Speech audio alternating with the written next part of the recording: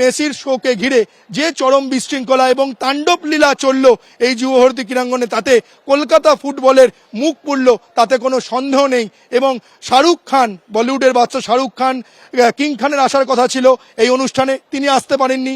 মুখ্যমন্ত্রী মমতা বন্দ্যোপাধ্যায় আসার কথা ছিল, পরিস্থিতি এতটাই বেগতিক হয়ে যায়, এতটাই বিশৃঙ্খলা তৈরি হয়, মমতা বন্দ্যোপাধ্যায় পর্যন্ত আসতে পারেননি অনুষ্ঠানে, মাঝপথে অনুষ্ঠান বন্ধ করে দিতে হয়। এবং যুবভারতী ক্রীড়াঙ্গনে আরও একটা ছবি দেখাবো, আমি ক্যামেরা পার্সন প্রীতম চক্রবর্তীকে বলবো যে এই যে যুবভারতী ক্রীড়াঙ্গনের যে এই যে ভিআইপি গ্যালারি, অর্থাৎ এখানে ভিআইপি টিকিট কেটে দর্শকরা বসেন, এই যে নীল কাপড়ে মোড়া যে চেয়ার, সেই চেয়ারের ছবিটা দেখতে পাওয়া যাচ্ছে। একেবারে লণ্ডভণ্ড অবস্থা, এখান থেকে চেয়ার ছুঁড়ে মাঠে ছোড়া হয়েছে এবং চেয়ার এখানে ভাঙচুর চালানো হয়েছে।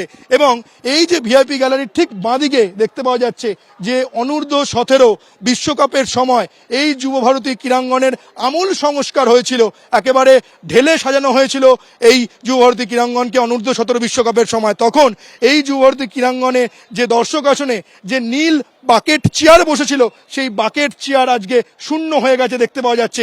ঠিক ভিআইপি গ্যালারির বাঁদিক থেকে যদি আমরা দেখতে থাকি, আমার ক্যামেরা পার্সন প্রীতম চক্রবর্তী ক্যামেরাটা প্যান করে যে দেখাচ্ছে যে একটা নীল যে বাকেট চেয়ারগুলো নিচের রো, 1 2 3টে রোয়ের যে নীল বাকেট চেয়ার একটাও নেই, কারণ এই বাকেট নীল রঙের চেয়ারগুলো সবটাই এই দর্শক আসন থেকে ছুঁড়ে দিয়েছে দর্শকরা মাঠের মধ্যে, এবং সেই চেয়ারগুলো জায়গা হয়েছে এখন মাঠে।